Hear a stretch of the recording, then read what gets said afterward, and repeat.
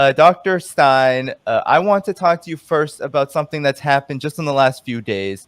You had the Congressional Progressive Caucus, uh, an oxymoron, but the Congressional Progressive Caucus, they wrote a letter that was released that was directed toward Joe Biden, urging diplomacy on the one hand, while also claiming full support for everything that's been done by the United States in this Ukraine crisis, this proxy war against Russia. The Congressional Progressive Caucus received extreme backlash for this letter. Joe Biden, the entire corporate media attacked the basis for this letter, said it was giving everything to Putin, and how could they? This is what, the Ukrainian self-determination point, all of that was being used.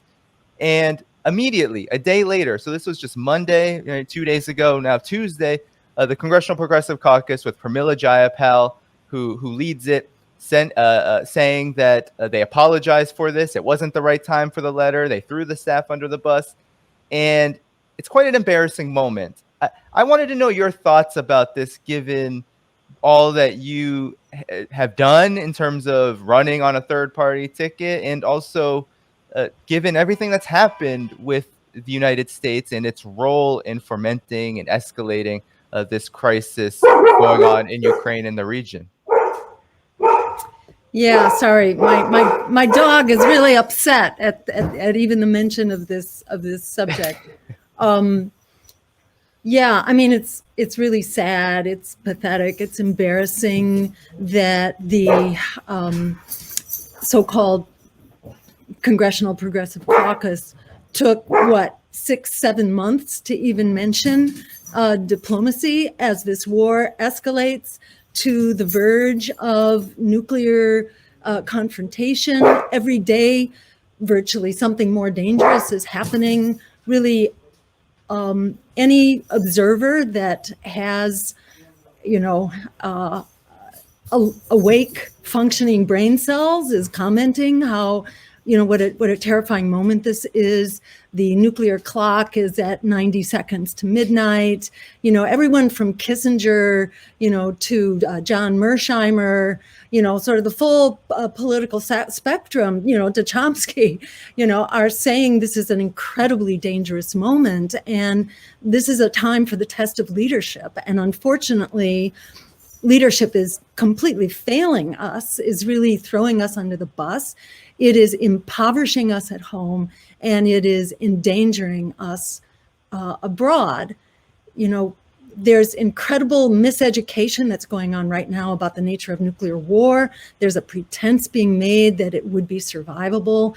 It's like the most incredibly clueless morons are leading this charge into just blind militarism right now. It's kind of the logical conclusion of where our bipartisan foreign policy establishment has been going for decades, and we could talk more about that. But, in a nutshell, this is how much room the bipartisan establishment leaves for discussion and dialogue. We're not only barreling headlong into a potential nuclear crisis, but doing so without a word of debate, without a word of discussion, while the American public is very clear that they are not buying this.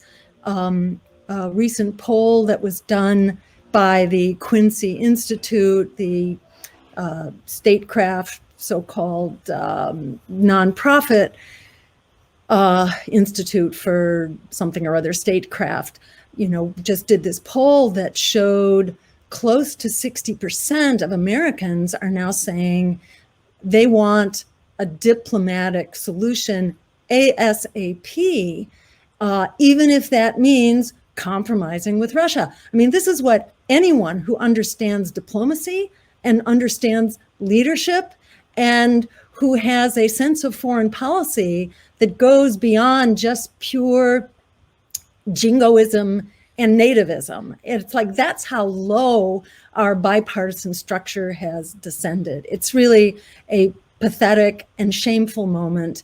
And it really clarifies, again, that our our most progressive of the two parties is useless to meet this moment. They really are impoverishing us. They are endangering us. And I just want to connect the dots between this war that we are being forced into and the economic crisis that is going off the charts right now. And the fact that the war disrupted, energy supplies and energy flow, but not just the war, also US sanctions have created an incredible crisis in energy, particularly in Europe. So where is US energy going to go? It's going to go where the biggest dollar drives it.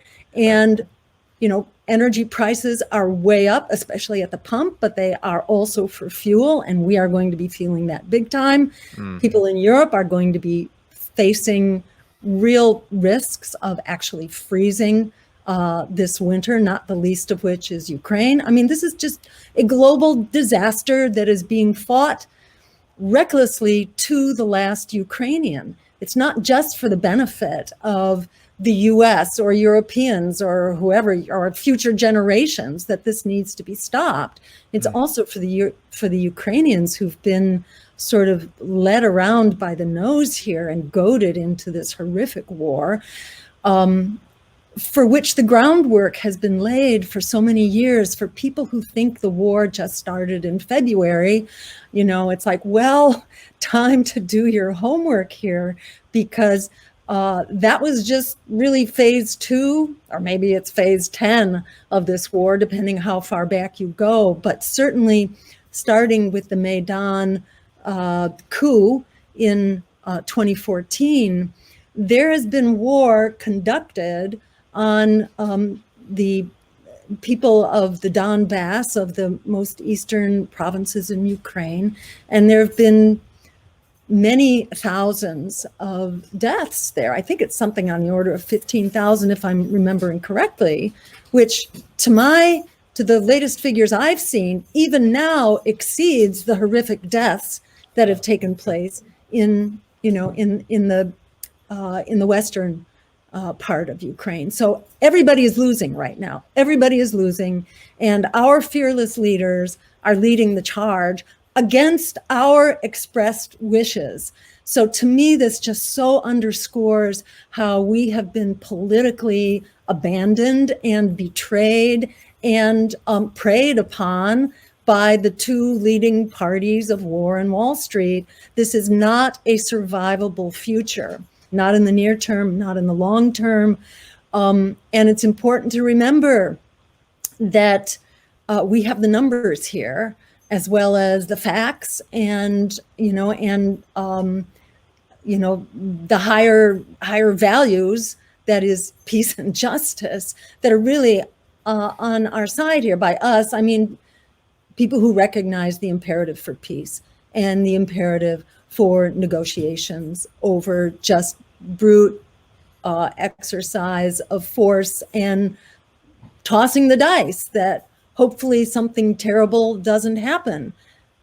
People should not feel like this is a war taking place in Ukraine and Russia, because in this day and age where there are missiles, some that are far faster than US missiles and US missile defense, if you even believe the mythology that missile defense would protect us, we are not in the clear here. And if we are pushing this war to the limits, we can very well be dragged into it. And people should not for a minute think that you can, duck under your desk like they tried to teach us in the 1950s. That doesn't work. It doesn't work to stay in your homes, which is what government websites are telling you now. Be sure to get inside. New York City did that. Yep. Yeah, it's pretty incredible, and it's up now on a U.S. government website as well. There is no escaping this, and being on the other side of the ocean also doesn't escape this. Remember that Russia has very fast missiles right now, and far faster than anything we can defend against. If for your own self-preservation alone, you need to stop and take stock of exactly what is going on here. We should not be putting ourselves, our families, our children, the Ukrainians, Europeans, everyone else into the target hairs right now. This is an utter exercise in foolishness, stupidity, and misleadership that should be rejected now.